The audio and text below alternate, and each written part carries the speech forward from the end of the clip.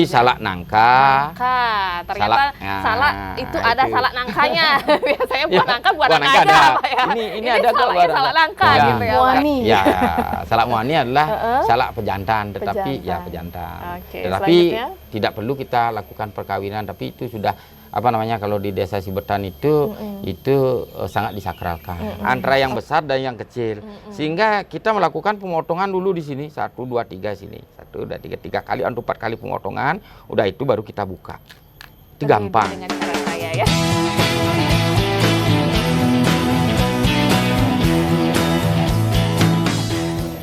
Satu cerita sejuta inspiratif. Sematan Karangasem, kali ini kita berada di Desa Sibetan. Kali ini kita akan mengintip salak Sibetan di mata dunia. Baik, jadi pada hari ini kita bersama dengan narasumber kita. Selamat pagi, Bapak. Ya, selamat pagi, dengan Bu. Bapak siapa, Niki? Nama saya Nyoman Mastre. Nyoman Mastre. Bapak Nyoman Mastre asli Sibetan? Asli Sibetan. Oke, jadi Sibetan sekarang Niki Pak sedang dilirik oleh dunia, guys. Seperti yang kita ketahui bersama bahwa salak Sibetan menjadi warisan sistem pertanian penting global atau Globally Important Agricultural Heritage System oleh FAO. Nah, jadi diintip nih oleh dunia, gimana Pak perasaannya? Tapi sebelum itu kita kulik terlebih dahulu Pak ya. Ini bagaimana awalnya Bapak ini menjadi petani salak gitu ya. Dari sekian banyak pekerjaan yang bisa Bapak lakukan, kenapa Bapak memilih menjadi petani salak? Mungkin bisa diceritakan kepada Sematan Karangasem, Bapak? Ya, terima kasih semuanya. Begini, kami terjun ke petani karena kami di sini memang dulunya kami bukan basicnya di petani kan gitu ya. Karena kami sekolahnya di pariwisata. Kemudian kami pingin sekali pulang kampung untuk membangun desa itu sendiri karena salak itu rasanya sangat berpotensi. Di bidang pariwisata juga berpotensi, kemudian di pertanian juga berpotensi, tetapi kurangnya di promosi dan juga pengembangan daripada apa yang bisa kita lakukan tentang salak itu sendiri, biar nanti dikenal oleh dunia luar. Betul. Apalagi ya. salak Sibetan, salak Sibetan kan itu ya. Oke, jadi salak Sibetan ini mulai dilirik dunia karena pasti ada karakter yang berbeda dengan salak yang lainnya. Benar nggak sih Pak? Iya. Oke, jadi pasti apa nih itu sebenarnya yang bikin salak Sibetan ini berbeda dari salak-salak yang lainnya? Pasti semuanya penasaran salak. Salak itu ada kok di kabupaten ini ada, kabupaten ini ada. Tapi kalau di desa Sibetan, apa yang membuat dia berbeda Pak? Perbedaannya di sini adalah kita punya cerita dari dulu kan Sibetan memiliki cerita. Bagaimana sih tentang salak itu ada di desa Sibetan itu sendiri, itu memang sudah ada ceritanya dari dulu dari nenek moyang kita. Kemudian dari segi salak itu sendiri ya banyak sekali yang bisa kita perbedaannya itulah banyak sekali, seperti dari segi rasa, ketebalan. Kemudian juga salak Bali itu tidak perlu dikawinkan. Tidak perlu dikawinkan. Ya, Oke, karena berarti dia bisa jomblo Pak ya? Ya, Nggak usah dikawinkan ya? Karena di sana memiliki antara laki-laki dan perempuan itu dalam satu bunga itu. Ternyata buah-buahan itu juga harus dikawinkan, seperti itu ya Pak ya? Oke. Kalau lihat vanili juga kan perlu dikawinkan. Kemudian salak pun perlu dikawinkan.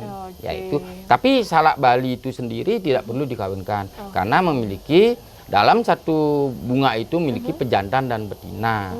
Sehingga di sini salak Bali itu memiliki musimnya sendiri. Ada musimnya. Musimnya itu jatuh dalam satu tahun itu ada 2 kali, yaitu musim panen raya dan juga musim gaduh. Karena mungkin itu karena faktor cuaca yang mempengaruhi kan itu. Dan kemudian pun salak Bali itu memiliki varietas yang banyak ini. Banyaknya berapa nih Pak? Dibandingkan anggap dah salak-salak yang ada di luar Bali kan seperti itu ya. Ada Jawa juga ada salak, Sulawesi juga ada, Irian juga ada, kemudian juga Thailand juga memiliki salak. Thailand juga punya salak ternyata. Tetapi beda banget. Pasti beda ya. Beda. Dari segi kualitas, dari segi rasa, dan dari segi kandungan airnya itu sendiri ya. Itulah perbedaan salak Bali. Dan juga salak Bali itu memiliki ciri-ciri spesial. Spesial dia. Ya. Bukan martabak aja spesial Pak ya? Ya, salak juga Salak juga spesial, punya gitu. spesialnya gitu ya. Spesial. Oke. Spesialnya itulah tidak perlu dikawinkan, kemudian memiliki duri yang bercabang atau double. Betul. Kalau di tempat lain enggak. Oke. Durinya itu lebih dikit. tajam-tajam. Kalau salak Bali agak besar-besar dan ada double-nya itu yang Oke. membedakan. Tapi tidak setajam Iya, salak yang tidak, lain ya Pak ya. yang lain. Oke. Kemudian juga gini ya, apa namanya, daunnya juga Daunnya berbeda. ya. Kalau daun salak Bali itu adalah panjang, agak panjang daunnya. Tetapi kalau salak yang lainnya seperti Thailand, Jawa dan lainnya semuanya itu adalah dia agak lebar. Oke, jadi benar-benar Bapak ini mengerti mengenai salak ya. Apalagi mengenai istrinya di rumah ya Pak ya. Mengenai salak Ya, kayak salak Bapak aja. udah mengerti sampai sekecil itu. Sampai salak Thailand pun Bapaknya tahu ya Pak ya. Ya, karena kita pernah dikasih gini ya, apa namanya, rasanya juga dikasih, kemudian bibitnya kita dikasih juga. Oke. Ya, karena kita di sini pingin si Betan memiliki Varietas salak yang banyak. varietas salak yang beda, kemudian Karangasem mudah-mudahan memiliki yang perbedaan yang luar biasa, Betul. yaitu memiliki satu-satunya museum salak di dunia. Itu yang sebenarnya. Wow. Mudah-mudahan di sini nanti Bisa terwujud ya Pak ya, ya. itu mudah-mudahan ini, karena di sini museum itu sangat penting sekali, kan gitu ya. Kemudian edukasi di sini tentang salak itu sangat penting sekali juga, karena mungkin nanti kita akan membuat suatu bibit yang baru antara perkawinan antara salak Thailand, salak Jawa, salak Bali, nanti apa sih hasilnya? Iya. Nah, Semuanya nanti- dikawinkan ya, gitu ya. nah, Jadinya apa mungkin, nih gitu. nah, apa ini jadinya? Iya. Jangan sampai nanti banyak salak tetapi perkawinan antara siapa, kan gitu ya. Nah, itu betul. sehingga nanti di sini mudah-mudahan nanti ada museum, begitu lab salak juga ada di sini, kemudian semua jenis salak ada di sini. Nanti di sana kita bisa paritas baru lagi tentang salak itu sendiri. Bukan salak Bali, tetapi salak Bali dikawinkan dengan salak ini jadinya apa. Nah, nanti di sana akan ada kualitas salak yang sangat bagus kita jual ke luar. Negeri. Nah, Oke. ya, itu. Siapa tahu sampai keluar negeri Ya, kan itu Pak, yang apalagi sebenarnya, sekarang ya. sedang diintip dunia Ya, kan. itu. Jadi Bapaknya ini punya berencana salak si Betannya dijodohkan Ya, sama itu. salak Thailand Salak gitu ya apa Pak ya. nantinya, ya. Salak apa nantinya, Ya. nanti hasilnya apa? Hasilnya apa Nah, gitu biar ya, nanti oke. hasilnya itu bisa lebih bagus. Betul, Nah, itu dibandingkan ya. nanti kok banyak varietas salak tetapi ini dengan apa? Ini dengan apa? Namanya apa? Kan Namanya gitu ya. apa?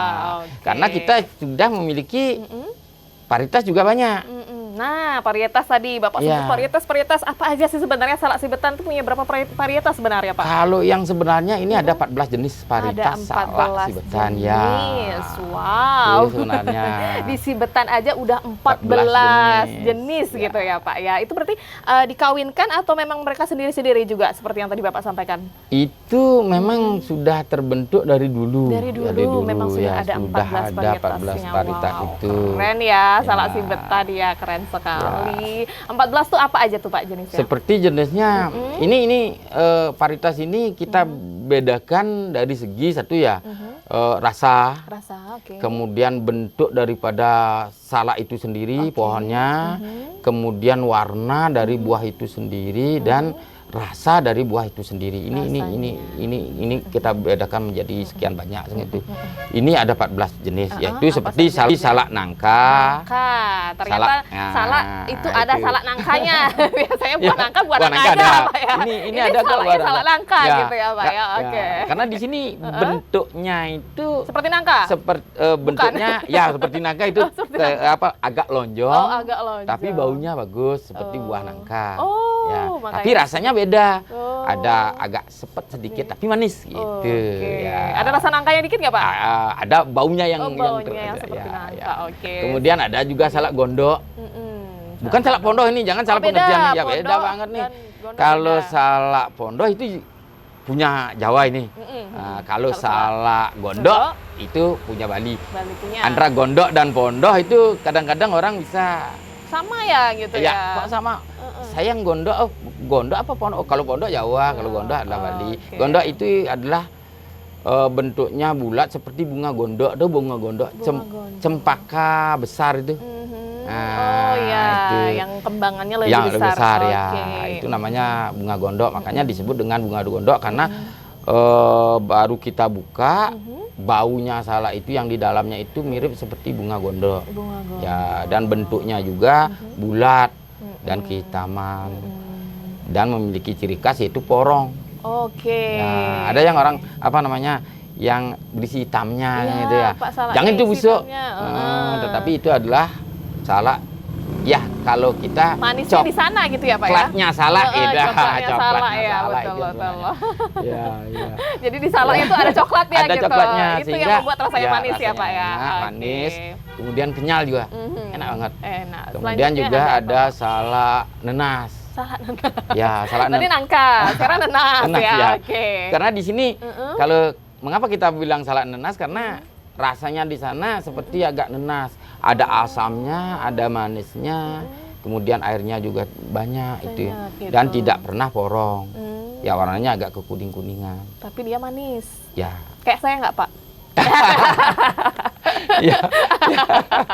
Oke, selanjutnya Ya. salak apa Pak? Sudah itu ada salak merah.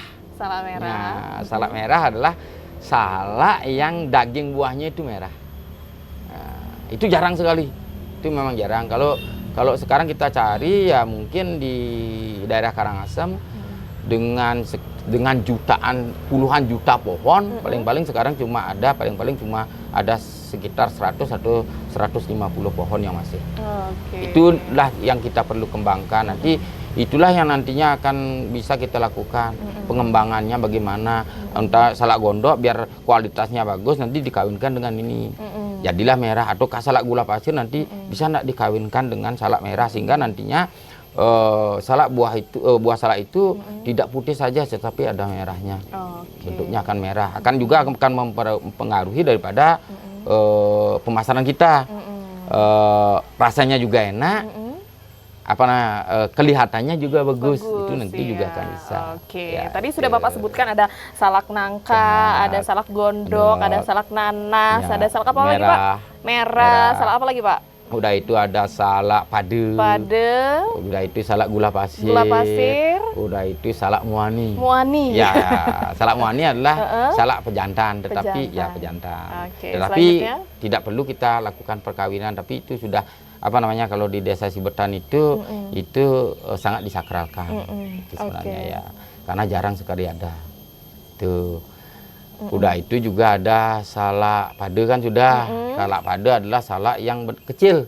Bentuknya seperti bonsai, kecil banget, tapi dia sudah berbuah. Oke. Ya, kalau dulunya itu mungkin disebut dengan salak pilaran tapi tidak. Tidak. Itu adalah Oke, biasa. dan pokoknya jumlahnya itu ada 14 14 macamnya. macam, ya. Jadi dari tadi kita mendengarkan banyak sekali jenis salaknya. Kita mulai penasaran nih Pak, gimana sih sistem perkebunan salak di Sibetan ini Pak, hingga akhirnya diakui oleh dunia ya Pak ya, sistem warisan ini. Jadi apa yang membedakan sistem pertanian salak di Sibetan dan desa-desa lainnya nih Pak, yang akhirnya mengangkat Sibetan, akhirnya dilirik sebagai- dunia. ya. Oke. Karena bisa di sini disebutkan, Pak. Sibetan dari dulu Ya. tidak pernah berubah, yaitu selalu kita melakukan perkebunan salak itu. Ya, tidak pernah kita mengubah setelah salak karena hasilnya sangat sedikit, kurang bagus, kemudian kita Jadikan lagi tanaman mengubah lain. yang lain, kita tidak. Kita tetap melestarikan bahwa salak Sibetan di sini tetap menjadi budaya turun temurun budaya petani turun-menurun masyarakat Sibetan itu. Oke, jadi karena sebagian masyarakatnya juga bertani salak ya Pak ya? Yes. Di Sibetan ini ya? Ya. Ini sampai mungkin 95% petani salak. Salak, Ya, oke. ya. Jadi apa yang ditinggalkan oleh leluhur tetap dijaga, dijaga, gitu ya, ya. ya. Apalagi dengan keunikan-keunikan Ya. salaknya ya Pak ya. Itu yang Jadi tetap gimana nih dijaga. perasaan Bapak setelah akhirnya salak Sibetan diakui dunia? Apa Kalau- nih rasa bangga mungkin akhirnya perjuangan leluhur kami akhirnya diakui dunia ya, gimana Ya, Pak? kami sangat bahagia sekali. Kemudian kami pun mudah-mudahan ke depannya salak Sibetan terus dipertahankan. Setelah itu kita pun tetap bisa dikenal oleh masyarakat luas seperti masyarakat dunia. Karena semenjak sampai sekarang ini yang kami perhatikan ya, beberapa tamu yang datang ke tempat kami di Agro Abian Salak ini, kadang-kadang tamunya sering tidak, dia tahu salak, tetapi maka cara makannya pun belum itu masalahnya. Oke, Ya. jadi bisa kita lihat sendiri Ya. gimana cara yang ngupas salak Nah, gitu. Jadi ya, apa ya? itu ya, Orang bingung pengupasnya. ngupas salak gimana caranya Ya. gitu. Ada dulu viral Pak artis, Ya. gimana cara buka salak dia nggak tahu. Nah, sekarang bisa dicontohin Pak. Nah, ini sebenarnya. Ya, Kalau oke. mengupas salak yang sebenarnya yang Durinya bagus. tidak masalah ya kalau ya, salak durinya, dari salak Sibetan ya Pak ya? Ya, harus Tidak terlalu dari tajam ya? harus dari bawah ke atas ini membersihkan. Udah itu carilah di sini selahnya, kan ada selah di sini antara yang besar dan yang kecil, sehingga kita melakukan pemotongan dulu di sini 1, 2, 3 sini 1, 2, 3 kali atau 4 kali pemotongan, udah itu baru kita buka. Itu Berbeda gampang. dengan cara saya ya. Kalau nanti ya? membuka salaknya Oke. dari atas, Oke. ini kan Tertusuk duri ya? ujung-ujungnya ini kan Tajam. tajam ke Iya, atas, sehingga kalau dari sana nanti akan terluka. Nah, inilah cara pengupasan salak yang Inilah benar. yang benar caranya ya, Semeton Karangasem Jangan ya. sampai yang dari atas kecil-kecil ngambil-ngambil itu enggak. Oke. Kita kupas. Jadi dari dapat tutorial ya, pecahan. cara mengupas salak. Oke, Ya. kalau salak ini salak apa Pak? Yang Kalau ini kebetulan salak kita gondok. pajang nih. Oke, ini Nah, namanya ini salak salak gondok. gondok. Ini dia ya. Ya. Buahnya besar-besar ya, Pak Besar-besar. ya. Oke. Kemudian ada hitam di Ada sujenannya ya, dia? ya. Itu yang itu yang membedakan antara salak nenas, Salak kemudian nangka, salak nangka, salak gula ya Pak itu ya. Dan ini bisa Bapak jelaskan nih, ini apa Pak yang kita pajang di sini Pak? Bisa diperlihatkan kepada Semeton Karangasem ya. Jadi salak itu nggak cuma dijual menjadi salak aja, ternyata diolah oleh Pak ini ya Pak Mastre ya. Jadi apa aja nih jadinya Pak salaknya Pak setelah diolah Pak? Nah, ini kita lakukan tahun 2012 ini ya. Kita 2012. pertama kali ini karena di sini kan kita membangun agro. Ini cerita agro dulu ya. Kita membangun agro ini. Agro itu adalah apa sih sebagai agro itu agro salak. Di sana ada perkebunan salak yang kita harus tonjolkan. Iya, betul. Ya kita mengenalkan ke mancanegara atau ke tamu lokal. Tamu Kita yang datang. ya cara bagaimana kita cara bertani tentang salak itu sendiri, kemudian pemeliharaannya, setelah pemeliharaannya, kemudian bagaimana caranya kita seperti tadi mengupas salak itu biar nanti tidak terluka. Itu yang edukasi kan itu. Oke. Setelah itu kita lakukan lagi edukasi yang lainnya, sehingga salak ini selain bisa dimakan, kemudian dijual langsung, kita juga bisa mengolahnya. Mengolahnya. Ya. Nah, pertama kali kita menemukan yaitu biji salak bisa kita ubah untuk menjadi kopi. Ini. Oke, Ya. jadi kopi Pak ya? Iya, kopi. Tapi ini sebenarnya bukan kopi karena di sini apa yang kita lakukan pertama kali seperti penjemuran, kemudian penggilingan, roasting atau apa namanya penyangraian, kemudian penepungan sehingga menjadi bubuk mirip seperti kopi. Makanya oke. kita namakan dengan kopi serbuk biji salak. Oke, gitu. berarti ini bisa diseduh Pak? Ya, ini bisa seduh. Kita lakukan juga melakukan dari awal itu seperti kopi itu sendiri. Kita seduh, kemudian kita edok, kemudian kita lakukan minum. Oke. Dan ini pun bagus sekali karena kita lakukan juga selain itu kita lakukan juga ke laboratorium kita mengecek diuji daripada kandungan lab, ya. lab, Jadi yaitu diuji lab bagaimana sehingga kandungan. nantinya ini memiliki kandungan yang bagus sekali, antioksidannya sangat tinggi sekali, tetapi memiliki kandungan kafein yang sangat rendah. Ya. Oke. Setelah Selain itu ada apa lagi, ada Pak? juga ini kulit salak kita ubah menjadi teh, yaitu kita namai dengan cang salak, itu teh cang salak. Karena dari kulit kemudian diisi juga ramuannya sedikit yaitu kayu cang sehingga menimbulkan warna yang bagus. Dan kita pun sudah melakukan uji laboratorium, ternyata kandungannya bagus. Kemudian juga ada kurma salak. Ini kadang-kadang kan orang kurma salak kok ada ya, apa itu kok aneh gitu. Ini branding dia. Oke. Karena kurma kalau kita manisan salak kan udah biasa manisan kan itu ya. Salak gitu. Kalau ini kurma salak gitu. apa Oke. sih itu, nanti biar orang itu bertanya-tanya apa sih kurma, gimana sih rasanya? Nah, Akhirnya rasa berkunjung penasaran ke sini dia, gitu kan, Pak. ya, rasanya bagaimana, kemudian Iya. rasanya bagaimana, sehingga dia pingin mencicipi. Oke. Nah, ini kurma salak. Kemudian Kurma ada juga salak. cuka. Nah, cuka yang terbuat dari salak. Salak, oke. Kemudian ada juga ini badiag. Mm-mm. Badiag adalah fermentasi salak, air salak. Oke. Dan kemudian kita lakukan distilasi sehingga kita mendapatkan etanol. Oke. Yaitu alkohol.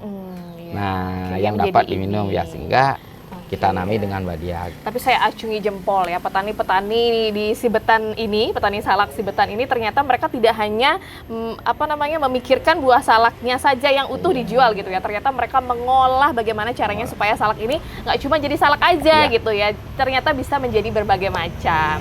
Contohnya ada kopi, terus juga ada kurma salak gitu ya. Terus juga ada cuka salak. Benar-benar hebat sekali ya ini petaninya. Terus bagaimana nih Pak tantangannya mungkin menjadi petani salak? Ada nggak sih Bapak tantangan selama menjalani hari-hari menjadi petani salak sendiri? Apalagi sekarang sudah diakui dunia gitu Pak. Jadi ada nggak tantangannya sendiri? Apa lebih gimana pengawasan salaknya gitu Pak? Nah, di sini kalau tantangan di sini kami banyak sekali sebenarnya. Kami di sini juga perlu kerjasama dengan pihak-pihak tertentu seperti penelitian seperti gini, karena salak itu tidak bertahan lama, itu masalahnya. Sehingga itu kita perlu pikirkan, karena kalau kita mengekspor salak, kita memerlukan waktu sampai ke negara itu sendiri. Lama ya, ya. lama. Durasinya Sekarang lama. bagaimana kita caranya untuk salak itu bisa bertahan lama, sehingga kedepannya salak itu bisa masih tersimpan sampai 1 minggu atau 3 minggu, sehingga nanti bagus sampai di tempat kemana kita tujuan kita lakukan ekspor. Jadi ini yang masih Ya. menjadi PR ya Pak Ya, ya, itu bagaimana yang caranya ya. menjaga supaya salak ini bisa bertahan lebih lama gitu ya. Ya. Apalagi dalam pengiriman kalau Ya. terkena panas Pak ya, Ya. itu juga bisa membuat salaknya cepat membusuk ya Pak ya. Ya, Itu yang menjadi PR. Oke. Dan tantangan yang kedua yaitu anak-anak muda sekarang. Nah, ini ini dia. nih. Gimana caranya Pak? Kalau Bapak bersama dengan rekan-rekan yang seumuran Bapak gitu ya, masih bisa menjaga. Masih bisa menjaga. Gimana nih generasi Nah. muda? Apakah mau gitu Itu melanjutkan yang ya Pak ya? sebenarnya. Sehingga di sini ini yang harus kita pikirkan. Bagaimana kedepannya salak itu bisa ndak anak muda terjun untuk menjadi petani salak, dan kemudian apa yang dia harus lakukan gitu, sehingga nantinya salak itu menjadi lebih diminati untuk betul. menjadi anak-anak muda itu menjadi petani. Nah, Petani itu salak yang gitu ya. yang belum kami dapatkan, sehingga sekarang kita terobos dengan apa yang kita lakukan sekarang, seperti kopi biji salak, teh salak, kurma salak. Kita menggugah masyarakat atau anak-anak muda sekolah itu kita lakukan dengan ikut lomba, sehingga dia memiliki rasa cinta. Oh, saya bukan pegawai saja, tetapi ini pun kita lomba ini pun kita mendapatkan penghargaan, ataukah bisa nantinya untuk lebih bisa gitu. Kemudian dan juga memajukan UKM ya itu, sehingga nantinya apa yang kita produksi kemudian bagaimana kita cara pemasarannya, bukan jadi pegawai saja kita maju, tetapi UKM pun akan bisa maju. Betul Ya itu sekali. sebagai pengolahan daripada buah salak itu sendiri. Jadi kita harus bangga gitu ya, Ya. dengan apa yang sudah ditinggalkan leluhur, harus kita lanjutkan Harus kita kembali lanjutkan gitu kembali. ya.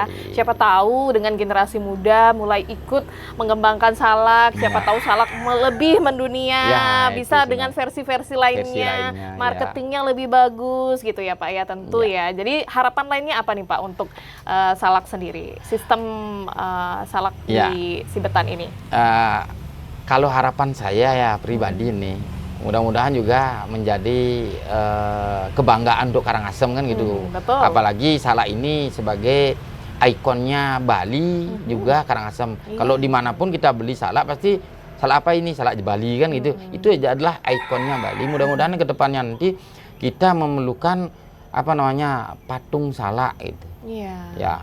Sehingga nantinya akan menjadi tujuan wisata Ciri untuk ke khas. Bali. Oke. Apa sih ciri khasnya Karangasem? Oh, salak. Oh, di sana ada patung. Kemudian di sana ada tempat berfoto, kemudian di sana ada tempat juga untuk edukasi, kemudian pembelajaran. Itu nantinya mudah-mudahan terwujud untuk kedepannya. Apalagi ya salak itu, kalau Bali juga, orang ke Bali juga pasti menanyakan, saya mau beli salak Bali ya. Kalau salak Bali sudah ada, kemudian kita memiliki patung yang besar, kemudian orang yang datang ke Bali itu paling-paling ya harus kita berkunjung ke patung salak itu karena itu menjadi ikonnya Bali. Ikonnya kalau ke Karangasem gitu. Seperti apa namanya kalau kita ke Cibaduyut ya ada patung sepatu di sana gitu ya. Kita kunjung ke sana. Kalau Karangasem, oh buah salak, iya. ada patung salak yang besar. Kita fotoan dulu di sana. Ya, jadi itu kalau ya misalkan ada turis yang main-main ngelancong-lancong ke Karangasem, mungkin kurang afdol kalau nggak mampir ke patung salak. Patung salak dan ya, itu. agroforestry salak ini ya Pak ya, gitu. Nah, untuk pemerintah sendiri Pak, harapannya terakhir. Mas, kalau pemerintahnya itulah. Kan ini sudah benar-benar didukung oleh pemerintah, akhirnya bisa diakui oleh dunia. Nah, kedepannya apa harapan Bapak untuk pemerintah Karangasem?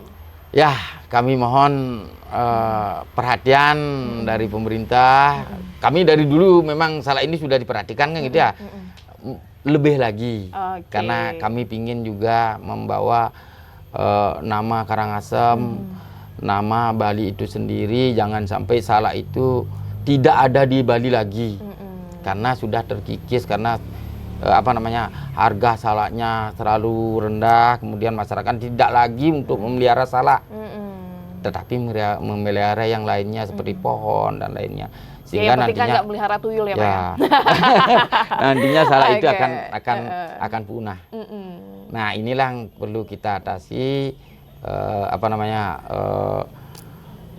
undang-undang ataukah di mana yang harus pembangunan yang pasti tentang perumahan, di mana untuk perkebunan, di mana untuk pariwisata, itu kami mohon dukungannya untuk membuatkan kami apa namanya peraturan.